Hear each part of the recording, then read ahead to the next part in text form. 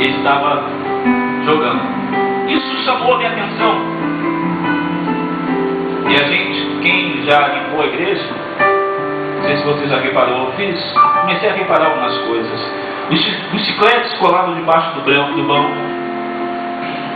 Comecei a reparar na igreja e fui vendo pessoas com cortadores de unha e outras coisas mais.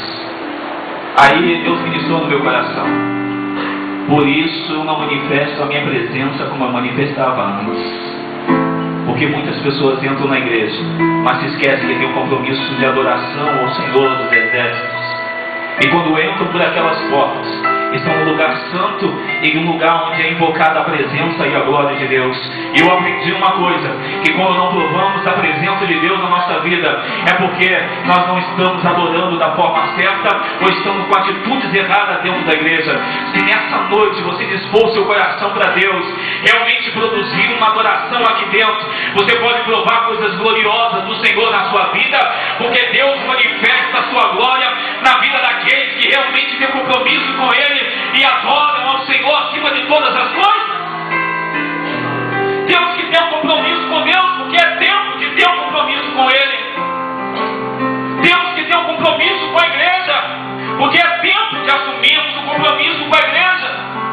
Já acabou o tempo de ficarmos falando: olha, eu não tenho compromisso com a igreja porque dá problema.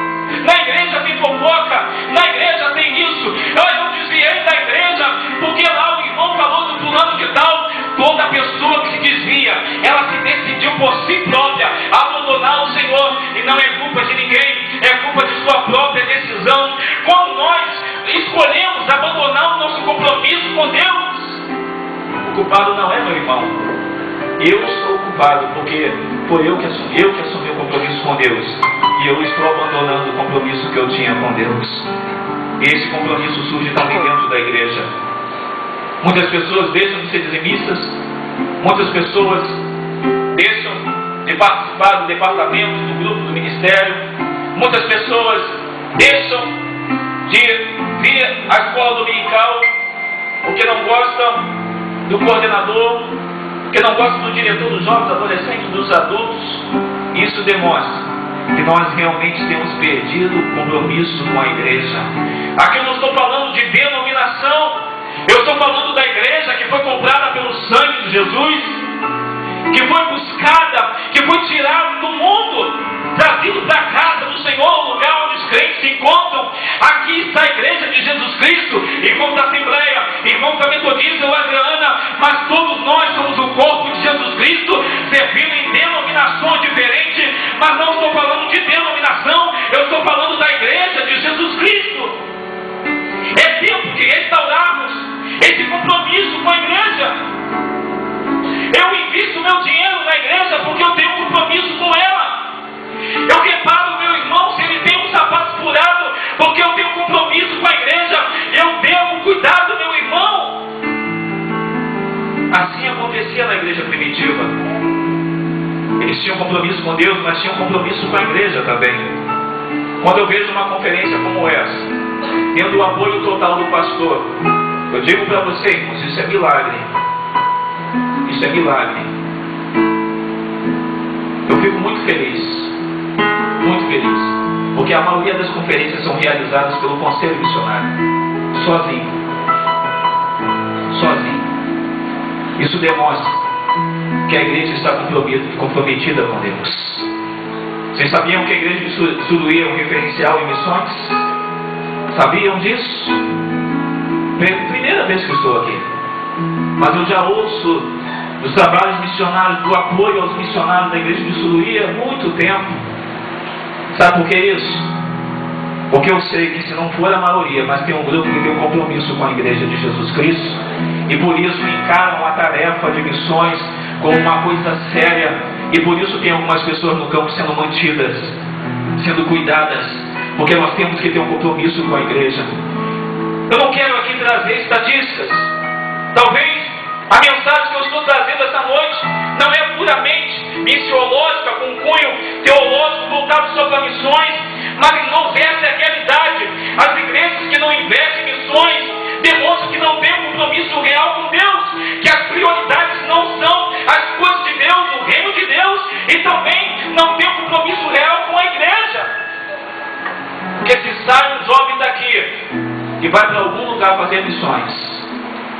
a igreja vai entender que é o seu corpo, é parte do corpo que está saindo. E nós vamos ficar aqui segurando as cordas e cuidando para que ele esteja bem onde quer que ele esteja. Nós temos que fazer isso.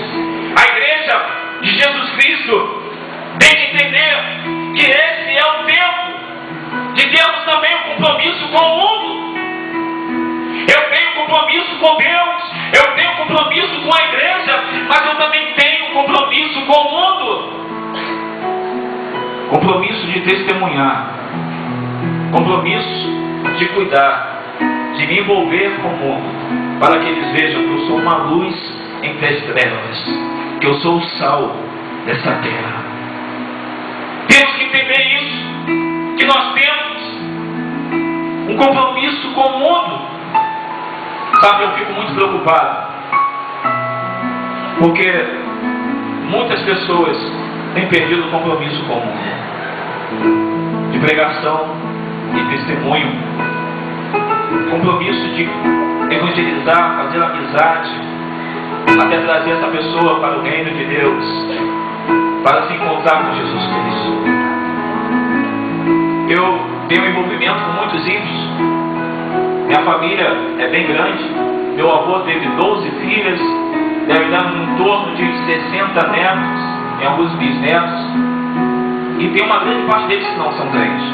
Eu vou nos aniversários, eu vou nos casamentos, alguma festa da família eu estou lá e vem muito ímpio. Porque vem o namorado da prima, porque vem o filho, o vizinho, o conhecido. Então uma festa da família Pereira é uma coisa muito grande. Muita gente. E meu avô já entendeu, desde o dia que eu me converti, que toda festa da família eu tenho que ter uma oportunidade. E essa é a minha oportunidade de pregar o Evangelho. Antes deles começarem a beber, meu avô para a festa, todos respeitam meu avô, ele chega e diz: agora nós vamos ouvir o Alex. Eu aproveito a oportunidade e começo a falar do Evangelho. Com isso, dentro do meu bairro, eu era um dos mais convidados para ir em culto fúnebre, para pregar, aproveitando as oportunidades em meio àqueles que precisam se encontrar com o Evangelho de Jesus Cristo. Se nós temos um compromisso com o mundo, nós vamos entender isso, que temos que aproveitar todas as oportunidades para a pregação do Evangelho, para a pregação da Palavra de Deus. E se nós, como igreja, assumirmos o nosso compromisso com o mundo, assumirmos esse tempo que assumimos compromisso com o mundo, nós vamos entender uma coisa: eu tenho compromisso com o vizinho, eu tenho compromisso com um amigo que mora em outra cidade, eu tenho compromisso com os amigos da escola, mas também eu tenho compromisso com o mundo transcultural, eu tenho compromisso com a janela das 40, mas também eu tenho compromisso com o Nordeste, eu tenho compromisso com a minha cidade, mas eu também tenho compromisso com o meu parente. Com o meu parente. Eu tenho um primo que ficou por 3 anos como crente incubado. Não queria falar para a mãe e para o pai. E num dia que minha tia soube disso, ela correu para a igreja batista, levantou a mão e aceitou Jesus. E quase deu uma surra nele de correr.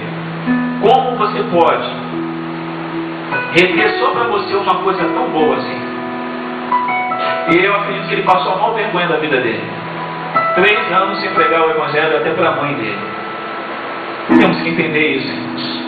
Nós temos um compromisso comum. Nós temos que entender como igreja que também é um tempo de pregar a Palavra de Deus, de pregar o Evangelho na sua essência. Estamos vivendo um tempo em que ligamos a nossa televisão, há muitos convites para as pessoas virem até a igreja, mas para ganhar um carro, para ganhar uma casa, para resolver um problema no casamento, para resolver um problema da família. Mas nós temos que entender que é tempo de voltar a pregar o Evangelho na sua essência. E o Evangelho não é somente coisas boas.